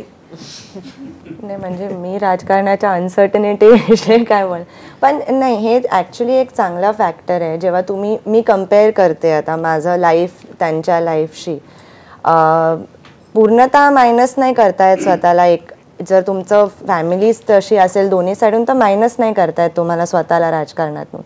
पण खरंच म्हणजे फार इझी फील्ड वाटत नाही. जेव्हा मी बघते त्यांना, आता त्या दोघी जेव्हा राजकारणात गेल्या त्यांचे मुलं खूप लहान होते, म्हणजे फॉर समथिंग लाईक दिस. आणि आपली सोसायटी किती पण पुढे गेली तरी मुलाला आईचीच गरज जास्त असते. आता आम्ही लहानपणी वाढलो, बाबा बाहेर असायच्या दौऱ्यावर, पण आई घरी असायची. आई कुठे बाहेर गेली की आम्ही लगेच चलबिचल व्हायचो की आई कुठे गेली. पण त्यांचे मुलं लहान होते. म्हणजे त्यांचे जे डिफिकल्टीज आहेत एक स्त्री म्हणून राजकारणात जाण्याचा, आणि प्लस एवढं आधीच एक फॅमिली नेम आहे, त्याची जी रिस्पॉन्सिबिलिटी आहे, त्याच्यात परत अनसर्टनिटी आहे, कारण तुम्ही एकटंच सगळे स्ट्रगल्सला फेस करत आहात. फॅमिली रिस्पॉन्सिबिलिटीज पण बायकांच्या वेगळ्या असतात. तर ते सगळं कसे त्या मॅनेज करतात, म्हणजे आय मीन ऑ ऑफ देम की ते तसं कसं करतात. त्यामुळे मला माझं प्रोफेशन स्टेबल आणि प्रेडिक्टेबल आहे म्हणून त्याचं चांगलं वाटतं. पण इन कॉन्ट्रास्ट तिनेच वाढवली लिटरली. म्हणजे हो, त्यांनी असं सांगितलं की ते मला सांभाळणार आहेत. जेव्हा त्यांनी असं तिचा अकाउंट नंबर वगैरे, माझा मुलगा तर डायरेक्ट तिच्या अकाउंट मधनं पैसे वगैरे काढून काय, म्हणजे ते तिला म्हणतं तुला काय करायचं, आम्हीच तुझे पैसे उडवणार आहे वगैरे. म्हणजे त्या स्ट्रगलपासनं, एक नॉर्मल स्ट्रगलपासनं की घर सांभाळायचं, घरात काय करायचं, मुलं लहान होती, त्यापासनं ते पॉलिटिकल स्ट्रगल्स आणि पॉलिटिकल रायव्हलरी फेस करणं हे फार अनसर्टन आहे आणि फार अनप्रिडिक्टेबल फील्ड आहे. आत्ताच्या राजकारणाच्या अनसर्टनिटीवर जो तुम्हाला प्रश्न विचारला तुम्ही, तो मला खूप अंतर्मुख करतो. कारण आम्ही विरोधात राहिलो आयुष्यभर, पण आम्ही अनसर्टन नव्हतो. आम्हाला वाटायचं आमच्याकडे असेल सत्ता किंवा नसेल, पण आमची जी पोझिशन आहे ती पोझिशन आम्हाला ती आत्मविश्वास जो वाटायचा तो आत्ताच्या राजकीय नेत्यांना सुद्धा वाटतोय का, अशी राजकीय परिस्थिती आज आहे कोणत्याही स्टेटमधल्या. त्यामुळे एक नक्कीच कितीही अचिव्हर असेल तर त्या माणसाला, कितीही लोकप्रिय असेल किंवा किती मोठा मास पॉलिटिक्स करत असेल किंवा किती चांगल्या योजना, किती आज्ञाधारी पक्षाचा कार्यकर्ता असेल, त्या सगळ्यांसमोर क्वेश्चन मार्क आहे आत्ताच्या पॉलिटिकल सिच्युएशनमध्ये. आणि हा क्वेश्चन मार्क फक्त पॉलिटिकल सिच्युएशनमध्ये असं मला वाटत नाही, हा प्रत्येक फील्डमध्ये. आपला देश एका ट्रान्झिशनमधून जात आहे, तर त्या ट्रान्झिशनचं पुढे काय होईल हे उत्सुकता मलाही बघायची आहे. कारण आपण विचारांशी कॉम्प्रोमाइज करून काम करण्याची आपल्याला सवय नाही आहे. किमान महाराष्ट्रात तरी आपण एका वातावरणात काम करतो, आपला बेसिक कोर. पण ही अनसर्टन्टीची आत्ताची जी भावना आहे ती 19च्या नंतर जास्त वाढीला लागली का सत्तेत आला 14 पासूनच ती आहे? ही माझी म्हणून नाही, मी जनरल पॉलिटिकल व्यक्तिगत पातळीवर विचारतो. जनरल पॉलिटिकल अनसर्टनी बघते, किंवा कदाचित ती अनेक माध्यमांची चॅनल असल्यामुळे ती जास्त दाखवतात का मला माहित नाही. मी आज टीव्ही बघते तर रोज टीव्हीवर एका व्यक्तीच्या नीतिमत्तेवर प्रश्न असतो की हा या पक्षात जाणार आहे का, माझ्या सकट तो त्याला भेटलाय, तो अमुक आहे. म्हणजे कोणीच आपल्या विचारधारांना धरून चालणार नाहीये का? मग what is the point of having? तुम्ही 10 पक्ष कशाला ठेवता? एकच पक्ष करा ना, किंवा 2च करा ना. 10 पक्ष आहेत, 10 विचारधारा आहेत, आणि प्रत्येक जण इथून तिकडे जाणार आहे, तो त्याच्याशी हात मिळवणी करणार आहे. मग आपण भांडतोय कोणाशी? जनतेशी. असं वाटतं की नाही? म्हणजे माणूस विचार करताना ह्या सगळ्या अनसर्टिनिटीज, आपल्या वैचारिक विचारधारा आणि ही सिच्युएशन हे खूप अनसर्टन करते. 2019 नंतर जास्त झालंय का असं म्हणता येणार नाही, कारण आमचा काळ तो आलाय ना. मी आता आधीची अनसर्टिनिटी बाबांनी पाहिली असेल, तेव्हाच्या नेत्यांनी पाहिलं असेल, पण आय थिंक तेव्हा एक काळ होता नाही, एक काळ या देशाने पाहिला ना की एका वर्षात 3 निवडणुकाही पाहिल्या, 3 वेगळे प्रधानमंत्री पाहिले, 13 दिवसाचं 13 महिन्याचं सरकारही पाहिलं. तो पण अनसर्टिनिटीचा काळ होता. ह्याच्या आधी आणीबाणीचा काळ होता, तोही अनसर्टिनिटीचा काळ होता. आणि मला वाटतं आता लिटरली फिजिकली आणीबाणीचा काळ नाही, पण एक अनसर्टिनिटीचा काळ आहे, ग्लोबली, इकॉनॉमिकली आणि पॉलिटिकली. अच्छा, राजकारण म्हटलं की चढउतार येतात, आरोप प्रत्यारोप येतात. अर्थात तुम्ही कुटुंब म्हणून त्याला खूप स्ट्रॉंगली सामोरं जात असाल. अशा परिस्थितीत तिघी बहिणींमध्ये सगळ्यात स्ट्रॉंग कोण असतं?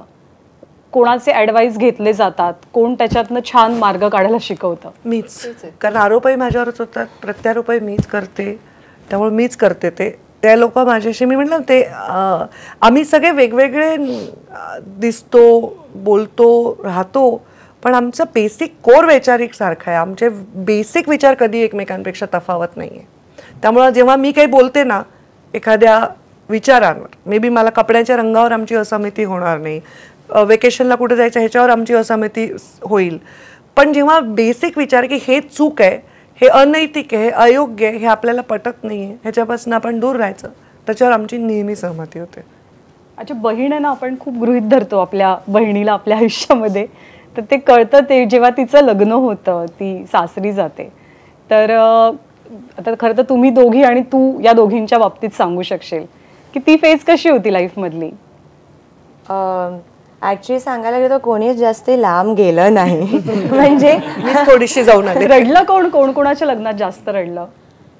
बाबा सगळ्यांच्या, म्हणजे बाबा दोघींच्या लग्नात इतके रडले. आणि बाबा बघून लोक रडत होते. नाही, त्या दोघी पण रडत नव्हत्या, बाबाच रडले, त्यांना बघून आम्ही सगळे रडत होतो. आणि म्हणजे कसं झालं की हिचं लग्न झालं, मी खूपच लहान होते, पंकजा त्यांचं तर 10 वर्षाची होते. तर मला काही ऍक्च्युली विशेष कळत नव्हतं काय चालू आहे, फक्त मोठं काहीतरी एक सेलिब्रेशन चाललंय, खूप लोक आले होते, ठीक आहे काहीतरी होत आहे. पण बाबा खूप इमोशनल होते, माझ्या आईपेक्षाही बाबा इतके इमोशनल होते आमच्या तिघींच्या बाबतीत. आणि तिच्या लग्नात पण बिदाईच्या वेळेस बाबाच रडतात. आणि तिचं लग्न पुण्याला झालं, ते परत मुंबईलाच येणार होते, त्यांचं घर रेनोव्हेट होतं, ते थोडे दिवस आमच्या घरात राहिले. तर मी विचारलं, पण तुम्ही रडता कशासाठी आहे? ते लिटरली दुसऱ्या बिल्डिंगमध्ये शिफ्ट होतात, पण ते खूप इमोशनल होते, तर त्यांना बघून आम्ही रडायचो. हिने रडण्याची अजून आम्हाला संधी दिलेली नाही. तुम्हीच प्रश्न विचारला, आम्ही नाही बाबा विचारला नाही. ती खूप खूप हुशार, खूप संवेदनशील मुलगी आहे. आणि तिच्या लाईफमध्ये, मी स्त्री आहे, मी वडिलाच्या भूमिकेत असले तरी मी स्त्री आहे, आम्हाला ही चॉईस तेवढी नव्हती. त्यामुळं ती जीवनात जिथे आनंदी आहे तिथे आम्ही आनंदी आहेत. आत्ताच्या काळातल्या मुलांना फार कळतं, आम्हाला कळत नव्हतं. आमची पत्रिका छान आहे, आमची साडीचा रंग छान आहे, आम्ही ह्याच्यातच गुंग होतो. पण ह्यांना कळतं कंपॅनियनशिप, यांना कळतं की आपण हा योग्य आहे, हा जोडीदार होऊ शकतो की नाही शकत. त्यामुळे माझा तिच्यावर काही सल्ला नाही, पण मला आशीर्वाद आहे की जे कोणाच्याही नाही चांगलं घडलं त्याच्यापेक्षा चांगलं तिच्या बाबतीत घडेल. घरात लहानपणापासून राजकारणाचं वातावरण, गोपीनाथराव सतत बिझी, मग तिकडे मामाही बिझी, तर असं असताना किंवा त्याच्यानंतर तुम्ही राजकारणात आला, तुमचा सगळा वेळ प्रचार इकडे तिकडे दौऱ्यावरती, तर घरी कधी असं एंटरटेनमेंट म्हणजे सगळे मिळून एखाद्या सिनेमाला गेलेत, एखाद्या नाटकाला गेलेत, एखादा संगीताचा कार्यक्रम बघितला आहे, तर अशा काही आठवणी आहेत का? खूप आम्ही करतो. आम्ही जेव्हा आम्हाला वेळ मिळतो आम्ही सगळे एकत्र जेवतो, एखादा छान मराठी सिनेमा, हिंदी सिनेमा बघतो. आम्ही मध्ये मध्ये आम्हाला कराओकेचं वेळ लागलं होतं, तर ते आम्ही कोविडमध्ये बरेच आम्ही ते प्रयोग केले. आपल्याकडेही आहे. आणि यशू आणि मी खूप छान स्वयंपाक करतो. यशू आणि मी ती खूप छान छान गोष्टी बनवते, सुगरण आहे ती. मी स्वयंपाक करते आणि प्रीतम खूप छान खवय्यी आहे. तर ती म्हणजे तिला असलं काही काय बायकी गोष्टींचा नाद नाही. तिचे कपडे आम्ही दोघी आणतो, तिचं सगळं आम्ही करतो, त्यामुळे ती म्हणते ते बरोबर आहे, ती लकी आहे. पण आम्ही दोघी खूप खवय्यी आहेत. आणि प्रीतमला कसं आहे, दवाखाना, डॉक्टर हे सगळं तिच्या हातात असतं, तर आमच्याकडे डिस्ट्रीब्युशन खूप व्यवस्थित झालेलं आहे. नाटक सिनेमाचे कार्यक्रम कसे ठरवता? आम्ही मूवीजला जातो, तिचं आमच्या मुलांवर वेगळे प्लॅन असतात, आमच्यावर वेगळे असतात. आणि नाटकांना हल्ली जात नाही, पण नाटकवाले मी आहे, यांचं एवढं नाटकांचं नाहीये. बाबा घेऊन जायचे तेव्हा शिवाजी मंदिर, त्या बाबा, काळात सगळे तेव्हा वडापाव तेव्हा ते मला वडा खाण्यासाठी घेऊन जायचे, म्हणजे मी शांत राहील. पण खूप नाटकं. तिला नाही आवडलं की ती पाठ करून बसायची वडा खात. आठवत? तर आम्ही खूप एन्जॉय करतो. आम्ही ट्रिपला जातो. आता मध्ये मी आणि यशू दोघेच गेलो 3 दिवस दुबईला. आम्ही दोघी जणी बऱ्याच वेळा आम्ही दोघे खूप एकत्र ट्रॅव्हल करतो. यशस्वी, या दोघींमध्ये चांगलं भाषण कोण करतं? नाही, दोघेही चांगलं भाषण करतात. पण माझी आई कधी येत नाही पब्लिक प्लॅटफॉर्मवरती, पण मला असं नेहमी वाटतं की आमच्या पूर्ण खानदानात आईचं भाषण म्हणजे इतकं चांगलं राहिलं असतं. मुद्दे जर तिने कधी पब्लिक प्लॅटफॉर्मवर त्या बोलल्या असत्या तर आईचं भाषण would have been the best. कळलं कोण राजकारणात म्हणजे सगळ्यात तिने कसं तुमचा बॉल पूर्ण फुलटॉस दुसरीकडेच मारला. नाही, पण मी तो सोडणार नाहीये. आई आई 1 नंबर 2 नंबर. सगळ्यात शेवटी बाबाला टाकून देऊ बिचारांना. नाही, दोघी म्हणजे ते तर मला सांगण्याची गरज नाहीये. नाही, दोघींचे स्किल सेट हे वेगळे आहेत. म्हणजे तसंच मी म्हणते, यू कॅन कम्पेअर. तर दोघी चांगलंच बोलतात. मी तर नेहमी मला तर कौतुकच वाटतं. एक तर माझं मराठी एवढं काही चांगलं नाहीये, त्यामुळे मी कधी कधी त्यांना परत विचारते की या शब्दाचा अर्थ काय होता वगैरे. पण दोघींच्या भाषणाची स्टाईल वेगळी आहे.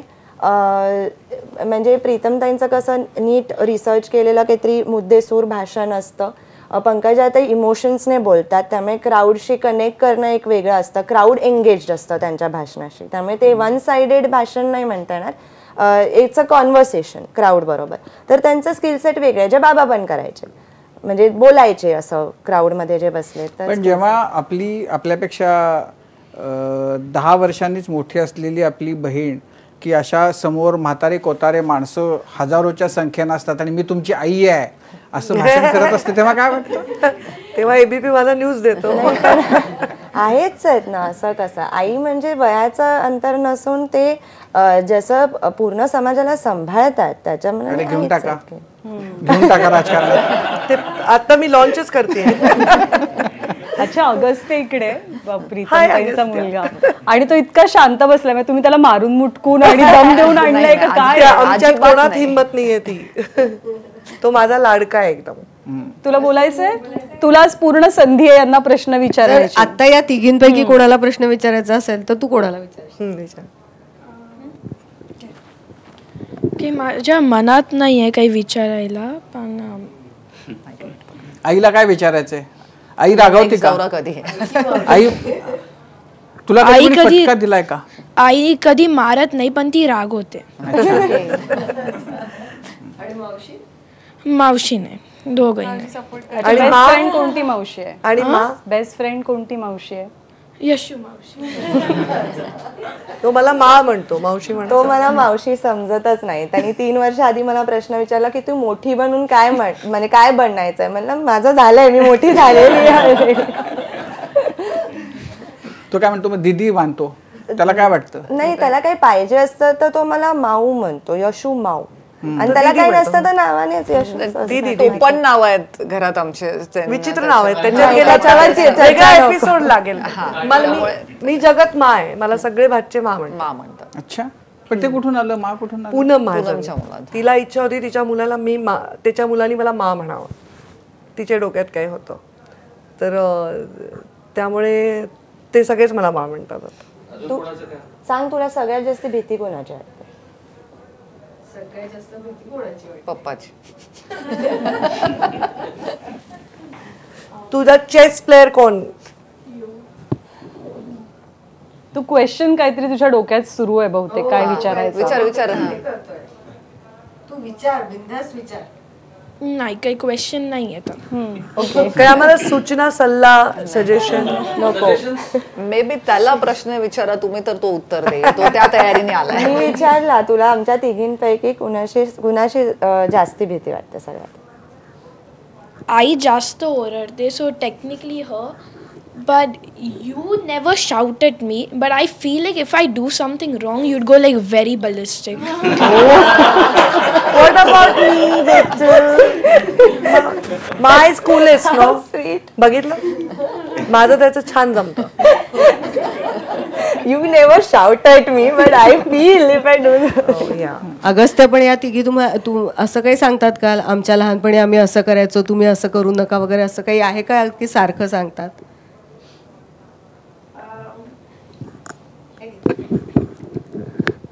माझी आई सांगते की फोन नको वापरू जास्त.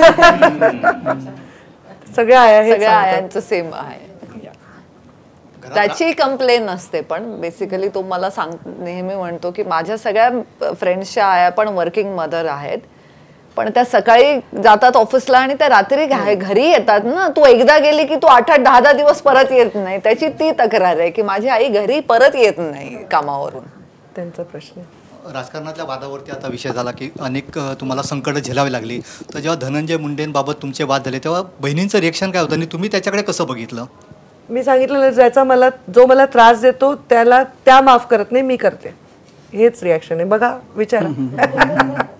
त्यामुळे धनंजय असो नाही तर आणखी कोणी असो, जी माझी रिॲक्शन आहे ती त्यांची माझ्या आधीच असते. बरं पंकजाताई, आधीच्या पंकजाताई आणि त्या तुलनेत आत्ताच्या सध्याच्या ज्या पंकजाताई आम्ही पाहतोय, आत्ताच्या पंकजाताई खूप मवाळ झालेल्या आम्हाला दिसत आहेत, असं का? मी मवाळच आहे. माझ्या भाच्यानी सांगितलं ना की सगळ्यात त्याला माझी भीती नाही वाटत, मी कूल आहे एकदम. मी मवाळच आहे, फक्त माझी पर्सनॅलिटी खूप वोकल आहे, बोलकी आहे, किंवा मी धिप्पाड इंडियन ॲव्हरेज वुमनच्या मानाने उंची पुरी, आणि मी खूप मोठ्या गॅदरिंग्सला ॲड्रेस करते. त्याच्यामुळे मला असं लोक समजतात की महिला म्हणजे आक्रमक लीडर, पण मी बिलकुल मवाळ आहे. कारण मी आता जसं तुमच्याशी बोलतेय किंवा माझं असंच आहे, मी फक्त मी शिकले आता की शब्दांच्या मधले अर्थ लागतात, 2 वाक्याच्या मधला शब्द पकडून बातम्या होऊ शकतात, हे मी आता अनुभवाने शिकले. त्याच्यामुळे मी आता तसा काही बॉल टाकत नाही. अच्छा, सरांनी खूप सुरुवातीला एक प्रश्न विचारलेला की म्हणजे मुंडे महाजनांचं घर, तर तुमच्या लहानपणीचे किस्से ऐकायचे आम्हाला. एक तुमचा खूप आयकॉनिक फोटो आहे, तुम्ही पण आल्या म्हणालात की तुम्ही तिघी बहिणी आहेत आणि आई बाबा आहेत, तुम्ही खूप लहान लहान आहात सगळ्याजणी, आणि तो तर तो फोटो कधीचा आहे आणि काय वातावरण असायचं? मुंडे महाजन एकत्र यायचे तेव्हा काय व्हायचं? ती मुलं एकत्र यायची तेव्हा मला असं वाटायचं की तो फार भयानक फोटो ऍक्च्युली माझा. तो मुंडे महाजन एकत्र म्हणजे बाबा आणि प्रमोद मामा एकत्र, आणि आमची सगळी भावंड, आमचा खूप मजा यायची आम्हाला. आम्ही दिवाळीला जनरली एकत्र असायचो, भाऊबीजेला वगैरे प्रमोद मामा यायचा. आणि प्रमोद मामा जसं स्ट्रिक्ट वाटायचा लोकांना, तेवढाच तो घरामध्ये आमच्याबरोबर बसून खेळायचा. आम्ही जर बोलत असू, यशू तर हार्डली 5 वर्षाची होती, यशूला पण विचारणार की तुझं मत काय आहे वगैरे, आणि आम्ही सगळे एकत्र जेवायचो, खूप मस्ती करायचो. प्रमोद मामा खूप वेळा ड्राईव्ह करायचा, आम्हाला आईस्क्रीम खायला घेऊन जायचा. माझे बाबा तर असेही सगळ्यांचे फेवरेट आहेत, म्हणजे घरात लहान मुलापासून म्हाताऱ्या माणसापर्यंत मुंडे साहेब म्हणजे आपला अगळपगळ मामला, कोणी घाबरत नव्हतं, एकदम रिलॅक्स असायचं. आम्ही खूप मजा करायचो. मला आठवतं एकदा आम्ही औरंगाबादला होतो, छत्रपती संभाजीनगरमध्ये होतो, आणि आम्हाला जायचं होतं, वास्तुशांती होता माझ्या दुसऱ्या मामाच्या घरी. तर प्रमोद मामानी गाडी चालवली, बाबा बाजूला बसले, आणि आम्ही तिथून दौलताबादच्या किल्ल्यावर गेलो. आम्ही सगळे मुलांना घेऊन, बायका अलाउड नाही, कोणी नाही, आम्ही सगळे दौलताबादचा किल्ला सगळे वर चढलो. आणि तेव्हा बाबा गृहमंत्री आणि प्रमोद मामा केंद्रात मंत्री होता, आणि सगळे पोलीस पळतायत, मस्त आम्ही मजा केली. प्रत्येक नवीन वर्षाची पार्टी प्रमोद मामा नेहमी प्लॅन करायचा. प्लॅनिंगमध्ये प्रमोद मामाचा हात कोणी नाही धरू शकायचं, म्हणजे खूप व्यवस्थित प्लॅनिंग. तर आम्ही खूप वर्ष न्यू इयर्स एकत्र केले आहेत, खूप सुंदर पद्धतीने आम्ही एन्जॉय केलं आहे. पॉवर पॅक्ट असा तो कार्यक्रम असेल, पण आमच्यासाठी ते दोघं काही स्टार नव्हते, मामा आणि बाबा होते. तर दोघांची ही एक्झिट जी झाली ती फार अशी धक्कादायक आणि सगळ्यांसाठीच. कुटुंब म्हणून तुम्ही त्या दोन्ही गोष्टींकडे आता कसं बघताय? आज प्रमोद मामाची आठवण आली आज, म्हणजे त्यांच्या पुण्यतिथी जवळ आहे. तर मी ते असा माझ्या मनात विचार आला की तुम्हारे ना होने का गम और तुम हमारे थे इस बात का गुरूर, दोनों में हमेशा लड़ाई होती है. तर मी लिहिल्या, कोणा शायरचं नाही आहे, तर एखादा व्यक्ती आपल्यात नाही याचं दुःख मोठं का तो आपला होता ह्याचा अभिमान मोठा, ह्या फिलिंग नेहमी मला मिश्रपणे वाटतात.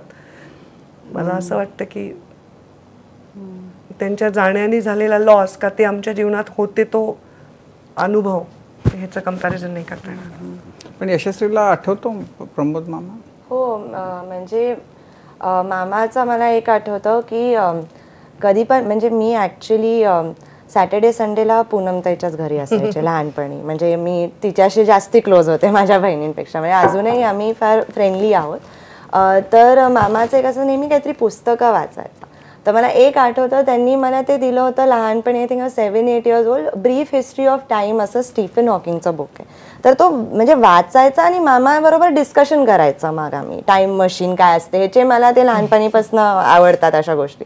तर मामा कसं एकदम इंटेलेक्च्युअल होता आणि सगळे मला लहानपणी म्हणजे मामा फार स्ट्रिक्ट आहे, तो झोपले असताना आवाज करायचा नाही, हे करायचं नाही. आणि मला कधी कळायचंच नाही बिकॉज मी नाही नाही मामा खूप स्वीट आहे, काही असं म्हणजे मला कधी तर काही स्ट्रिक्टली वगैरे वागले नाहीत. त्यामुळे असं स्ट्रिक्ट बाहेर असायचं, डिसिप्लिन ते स्वतःसाठी ठेवायचे, टाइम टेबल असो, हेल्थ असो, सगळं होतं. आणि बाबा हे स्टार्क कॉन्ट्रास्ट होते. सगळे या, सगळे बसा, झोपले, आम्ही आरडाओरडा करतोय, कधीतरी कामावून लेट येऊन बिचाऱ्यांना 2 तासाची झोप ती पण नीट मिळायची नाही. तर बाबा एकदम ऑपोजिट होते, पण दोघंही फार फॅमिली ओरिएंटेड होते. त्यामुळे आमच्यामध्ये ते एक फॉर्मेटिव्ह इयर्समध्ये जे फॅमिली व्हॅल्यूज इन्स्टिल झाले ते आत्तापर्यंत आहेत. त्यामुळे जसे ते गेले त्याच्यानंतरही ॲज अ फॅमिली आम्ही इतके स्ट्रॉंग होतो, आपसात होतो, एकत्र होतो. तर ऑब्व्हियसली ट्रॉमा होता, लॉस होतं, म्हणजे आहे अजूनही. पण ॲज अ फॅमिली आमची स्ट्रेंथ इतकी होती की ते जितकं डिफिकल्ट होऊ शकलं असतं तितकं झालं नाही. म्हणजे त्याच्यात आम्ही स्ट्रेंथ फाईंड केली आणि लहानपणीचे फॉर्मेटिव्ह इयर्स हे इतके चांगली व्हॅल्यू सिस्टम होती की आम्ही अजूनही म्हणजे लाईफ नीट स्वतःचं कंडक्ट करतो त्यांच्याशी. टाइम मशीन मिळालं तर कोणता काळ बदलायला आवडेल आयुष्यातला? बदलायला आवडेल का नाही माहित नाही, पण मला कुठे जायला आवडेल. तर मला जायला आवडेल की जेव्हा बाबा गृहमंत्री होते आणि जेव्हा आम्ही रामटेकमध्ये राहायचो, तो काळ मला खूप आवडतो.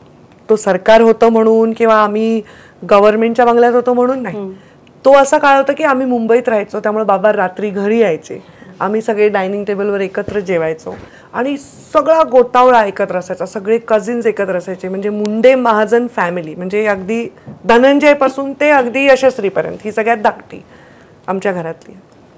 सगळे आम्ही एकत्र असायचो. आमचा राखी पौर्णिमा मोठी असायची, आमची भाऊबीज मोठी असायची. मला तो काळ परत आणावा वाटेल. प्रीतमताई, बदलायला आवडेल का जायला आवडेल? ऑफकोर्स बदलायला आवडेल. बाबांचं जाणं इतिहासातून नाहीसं करता आलं तर खरंच खूप, म्हणजे ते त्यांनी सगळ्याच गोष्टी चेंज होतील. म्हणजेच तो काळ परत आम्ही सगळे एकत्र. कदाचित आजचं राजकारणाचं चित्र पण खूप वेगळं राहिलं असतं असं वाटतं. 100% वाटतं. तिघींच्या आवडीनिवडी काय आहेत? कशा बाबतीत नेमक्या? वाचन, सिनेमा बघणं किंवा राजकारणामधलं? वाचन आम्ही कॉमन आहोत, सिनेमा पण कॉमन आहे. आम्ही फुल बॉलिवूड. आमची आई आहे ना, आमची आजी सुद्धा, म्हणजे आमचे प्रमोद मामाची आई, आईची आई, ते आंध्रात होत्या ना, ते सिनेमाचा भयंकर नाद आहे त्यांना. तर आम्ही घरात सिनेमा खूप बघतो सगळे, म्हणजे सगळेच. इवन माझा मुलगा पण फुल बॉलिवूडचा, तो समजतो की तो स्वतः शाहरुख खानच आहे असं. तर आम्हाला खूप सिनेमा बघायला आवडतं, वाचायला आवडतं. आम्हा दोघींना खूप स्वयंपाक करायला आवडतं.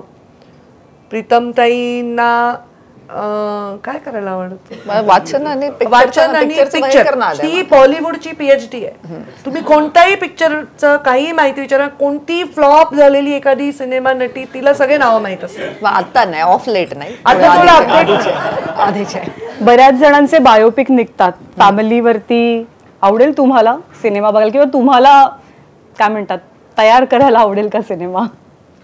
म्हणजे काय नाही घडलं तुमच्या फॅमिलीमध्ये, दोन्ही फॅमिलीज मध्ये? मला स्वतःला खूप आवड आहे या क्षेत्राची, तर मला लिहायची आवड आहे. तर मी कधी एक तर जीवन आहे तोपर्यंत एक सिनेमा तर बनवणार आहे. तो कशावर बनवणार आहे मला माहित नाही. आमच्या फॅमिलीवर बनवायला आता ऑलरेडी इतका सगळ्या पब्लिक फ्रंटवर आहे. पण खूप तेवढं आत आहे. बाबांचा पिक्चर बनवायचा बाबांवर, तो कोण तुमच्या तिघांच्या डोळ्यासमोर एकदम अभिनेता येतो की हे हा ऍक्टर बाबांचं काम करू शकतो? असा कोणी अभिनेता आता दिसतच नाही मला. ती पर्सनॅलिटी म्हणजे ते चांगले आहेत, पण त्या काळातलं पर्सनॅलिटी मला आता दिसत नाहीये. केस तसे हवे. मधल्या काळामध्ये लोकांच्या मनातली मुख्यमंत्री हे फार चिकटलं. हे चिकटलं तर ते चिकटल्याचा त्रास झाला नाही. मला नाही त्रास वाटला तो. कारण मला चिकटवणाऱ्याचा हेतू असेल की मला त्रास व्हावा, त्याचा पक्षांतर्गत विषयामध्ये कदाचित मिसब्रीफ झालं असलं तरी मला वाटत नाही मला त्रास झाला. कारण तुम्ही मला एखादी उपाधी चिकटवली तर ते मला चिकटलीच आहे अजूनही. कधी कधी मी कुठून जात असते तर ते लोक असे बघतात माझ्या चेहऱ्याकडे. एका कार्यक्रमात मी गेले होते, तो फुटबॉलचा कार्यक्रम होता आणि मी तिथे बसले होते आणि मी निघत होते बाहेर, तर एक माणूस दुसऱ्याला म्हणत होता, अरे हे कोण आहे? अरे हो पंकजा मुंडे, अगली मुख्यमंत्री आहे महाराष्ट्र की. तर ते म्हणून गेला. तर म्हटलं ज्यांनी कोणी चिकटवलंय त्याचे आभारच. पण आता म्हणजे आपण शेवटाकडे येत असताना अशा कोणत्या गोष्टी आहेत किंवा अशी कोणती गोष्ट आहे असं मी जर तुम्हाला विचारलं की ज्याच्याबद्दल जे वास्तवापेक्षा फार फारकत घेणारं होतं आणि त्याच्यामध्ये तुमची जी बाजू होती ती नीटशी समोर आली नाही, तुम्हाला जे नको आहे असंच काहीतरी किंवा जे वास्तवात नव्हतं असं काहीतरी चित्र निर्माण झालं, ज्याचं तुम्हाला या निमित्तानं या कट्ट्यावर ज्याच्याबद्दल ज्याचा खुलासा करायचा आहे किंवा की ते नव्हतं, ते खोटं होतं, हे माझ्याबद्दल बोललं गेलं, हे माझ्याबद्दल लिहिलं गेलं, हे माझ्याबद्दल सांगितलं गेलं, पण ते पूर्णपणानं खोटं होतं, असं जर विचारलं तर असं काही आहे? मला असं वाटतं की माझ्याबद्दल लिहिलं गेलं किंवा एखादी बातमी आली तर ती खोटी होती का खरी होती ते तेव्हाच त्याचा निपटारा झालेला आहे बेसिकली. कारण त्यांनी काही मला फार हार्श असं मी ते मनावर घेतलं नाही. मी बाहेरच्या जीवनात किंवा राजकीय जीवनात फार म्हणजे घाबरून नाही जात, मी त्याला फेस करते. माझा असा स्वभाव आहे की एकदा बंदुकीची गोळी निघाली तर ती कुठेतरी लागणारच आहे ना, तुम्ही आता त्याला बदलू नाही शकत. तसं मी एखादी घटना घडल्यावर त्याच्यावर जेव्हा रिॲक्ट करते तर मी त्याचा फार विचार करत नाही. तर असं कुठलीही गोष्ट जी घडली आहे आणि माझं त्याच्यावर एक्सप्लेनेशन गेलं नाही असं नाही झालेलं आहे. ऑटोमॅटिकली असं घडत गेलं आहे की ते गेलं आहे. पण एक गोष्ट आहे की मी माझ्या विरोधकांनी मला सतत डॅमेज करण्यासाठी आरोप झाले, भ्रष्टाचाराचे झाले, अजून काय सेल्फी अमुक तमुक, हे सगळ्या छोट्या क्षुल्लक गोष्टी झाल्या. पण मी लोकांना भेटतच नाही, हा एक चुकीच्या पद्धतीने प्रमोट केलं गेलं जे मला खूप व्यथित करतं. मग मी करते काय? माझं असं काही सिक्रेट जीवन नाही आहे की मी काही लिहिते, वाचते, पेंटिंग करते. माझं आयुष्य हे लोकांसाठीच आहे, मी लोकांसाठीच काम करते. तर हे जे चुकीचं गेलं आहे ते मला जरा हर्ट करतं, कारण ते बेसिक कोर आहे माझ्या राजकारणाचा.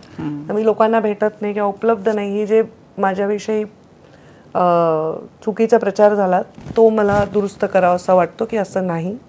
आणि असं नाही की मी कुठला तरी एम समोर ठेवून किंवा काहीतरी मिळवण्यासाठी राजकारणात आहे. मी फक्त माझ्या बाबांचं नाव त्यांच्यानंतरही सन्मानाने घेतलं जावं याच्यासाठी राजकारणात. नाही, मी तिला डिट्टो म्हणणार फक्त, कारण ते नाही, पण असं आहे की तुमच्या दोघींचं सगळंच राजकारण वेगळं आहे, प्रश्न वेगळे आहेत, पेच वेगळे आहेत. काही वेळेला अशा गोष्टी की तुमच्या इमेजशी खेळण्याचे त्याच्यातनं प्रयत्न होतात, तुमच्याबद्दलची इम्प्रेशन्स बनवली जातात. तर असं काही की माझं सुदैवाने माझं नशीब एवढं चांगलं आहे, माझ्या बाबतीत असे काही फारसे प्रकार झाले नाही. पण अगदी मागच्या टर्ममध्ये सुरुवातीला नवीन पासपोर्ट ऑफिस बीडमध्ये सुरू झालं होतं. म्हणजे तेव्हा सुषमा स्वराज होत्या परराष्ट्र मंत्री, आणि बीड बहुतेक मराठवाड्यातलं पहिलं जिल्हा होता जिथे सुरू झालं. सुरू झाल्याच्या नंतर कोणत्या तरी रिपोर्टरने अशी बातमी टाकली की ते काय सुरू नाही, फक्त उद्घाटन झालं आणि चालू नाही आहे. मला काहीच करावं लागलं नाही. त्या पासपोर्ट ऑफिसच्या माध्यमातून जेवढ्या लोकांचे पासपोर्ट झाले होते, लोकांनी सोशल मीडियावर एक सो मोठं मोहीम चालवली की बघा माझा पासपोर्ट झाला. लोक आपल्या पासपोर्टचे फोटो काढून अपलोड करत होते आणि एवढं झापलं त्या संपादकाला त्यांनी की मला स्वतः काही करण्याची आवश्यकता पडली नाही. असं वाटलं की फार गांभीर्य आमच्या विषयांमध्ये खूप वेगळं वेगळं आहे. त्यामुळे असं काही माझी इमेज कोणी डॅमेज करण्याचा प्रयत्न करण्या इतपत कोणाला राजकारणात वाटत असेल माझा त्रास असं मला वाटत. यशस्वी, शेवटचाच प्रश्न की पंकजाताईच्या बद्दलचं कोणती गोष्ट झाली त्याचा खूप आनंद झाला पंकजाताईच्या आयुष्यात आणि कोणत्या गोष्टीचं वाईट वाटतं, खूप अजूनही वाटतं वाईट? आनंद म्हणजे तिला ते नाही, म्हणजे जसं त्यांनी आता म्हणाल्या की मी राजकारणात अचानक आले, मला यायचं नव्हतं, पण मी तिला नेहमी म्हणते की नाही, ते एक परफेक्ट मॅच आहे. राजकारण अँड यू एक परफेक्ट मॅच आहे. तर राजकारणात प्रवेशच मला सगळ्यात म्हणजे ज्यावेळेस त्यांनी पहिलं इलेक्शन लढवलं त्यावेळेस मला अजूनही आठवतं, फॉर्म फिल करताना आम्ही पुण्याहून एकत्र निघालो होतो. कारण बाबांची अशी कॉन्सेप्ट होती की कुठलाही फॉर्म फिल करताना मी असली पाहिजे, काहीतरी एक लक फॅक्टर. त्यामुळे मी प्रत्येक ठिकाणी जायचं. तर मला त्यावेळेसही डिस्कशन आठवतं आणि ऑब्व्हियसली माहितीच आहे, पब्लिक इन्फॉर्मेशन आहे की ते थोडंसं टाईम म्हणजे प्रॉब्लेमॅटिक होता फॅमिलीमध्ये पण आमच्या.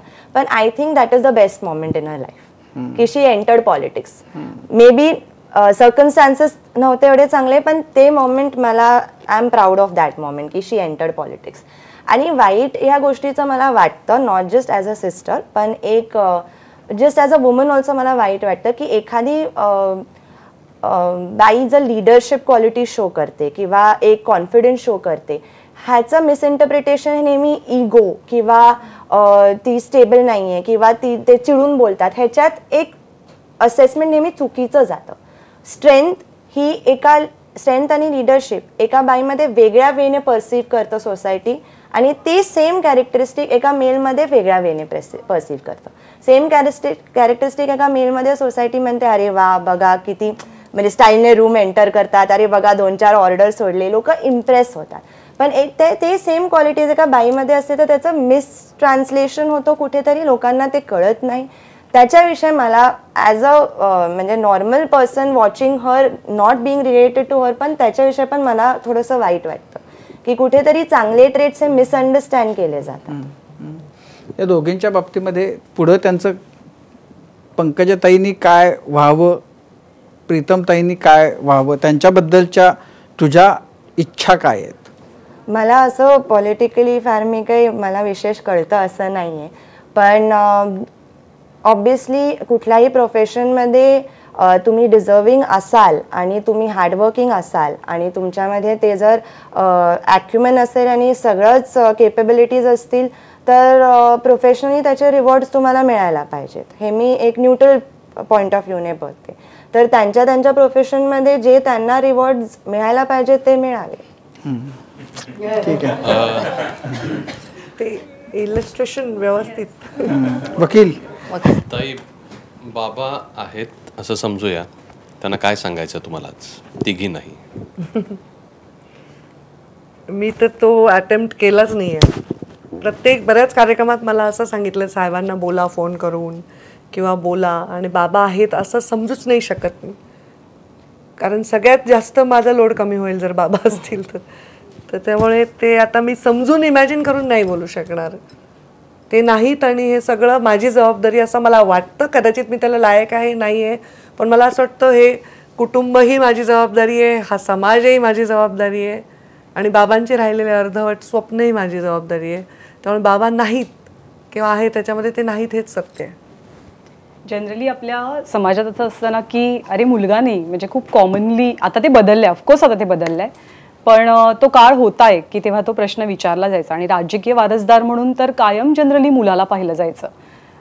पण तुम्ही तिघींनी, दोघींनी आता मी म्हणेन तर आम्ही राजकीय वारसदार होऊ शकतो हे वेळोवेळी दाखवलं आहे आणि खूप इंटरेस्टिंग गप्पा होत्या. म्हणजे तुम्ही तिघी जणी एका प्लॅटफॉर्मवरती अशा ऑफिशियली एकत्र येण्याची पहिली वेळ. म्हणजे ती टिपिकल वकील आहे, ती बरोबर बाजू सांभाळते पण आणि मांडते पण. आमच्यापेक्षा तुम्हाला माहितीये का एक फॅक्ट की जेव्हा बाबा वारले तेव्हा मी तर म्हणजे इमोशनल, तिने सांगितलं ना, मी तर अशी उद्ध्वस्त होते, म्हणजे मला काहीच कळत नव्हतं काय चाललंय. बाबांच्या सगळ्या गोष्टी तिने केल्या. त्यांना जे रिवाज होते, त्यांचे कपडे बदलणं मी नाही थांबू शकले, मला चक्कर आली, मी गेले. ती एकटी उभी होती, एकटी, आणि सगळे तिला पाहत होते. आणि जेव्हा आम्ही बाबानंतर दौरा काढला तर प्रत्येक जण म्हणायचं बारकी कुठे, छोटे खेड्यात बारकी मुलगी कुठे. तीच लोकसभा लढेल अशी प्रचंड चर्चा होती, पण तिचं वय 6 महिने कमी पडलं, 24 वर्ष 6 महिने होतं. आणि ही बिचारीचं राजकारणापासून कोसो दूर होती आणि ती राजकारणात आली. असं त्यावेळी ह्या घटना घडलेल्या. त्यामुळं तिच्यात पण पॉलिटिकल ते बळ आलं तेव्हा, म्हणजे या दोघी जणी तर पूर्ण इमोशनली कोलॅप्स झालेल्या होत्या. ती खूप स्ट्रॉंग. काय माहिती नाही बाबा, मला ते पूर्ण म्हणजे आठवतं, पण काही ऑप्शन नव्हतं. म्हणजे हे स्ट्रेंथ कधी कधी येते कारण काही ऑप्शन नसतं दुसरं. ती म्हणजे मी बाबांना एकटं नाही सोडणार, ती पूर्ण वेळ उभी होते त्यांच्याकडे. नाही तर खूप इमोशनल क्षण आहे. आणि तुम्ही म्हणालात तसं की प्राण नसल्याची ती भावना आहे, पण तुम्ही दोघी जणी, आई, बाकीचा परिवार खूप छान कनेक्टेड आहात. ते टिपिकल वकील आहे, तुम्ही ते अशा फादरली फिगरमध्ये आहात, आणि या ताई फारच निवांत आहेत. तुम्ही आहात खूप छान. पण खूप छान वाटलं आज, आणि तुम्हा तिघी बहिणींना भेटून, तुमच्याशी बोलून खूप साऱ्या शुभेच्छा. तुमच्या करिअरमध्ये तुम्हाला हवं ते मिळो, या शुभेच्छा आमच्या, आणि धन्यवाद. थँक्यू राजीवजी. आणि यानंतर माझा कट्ट्याच्या आत्ताच्या सत्रामध्ये आता वेळ झाली इथेच थांबण्याची. पाहत राहा ABP माझा.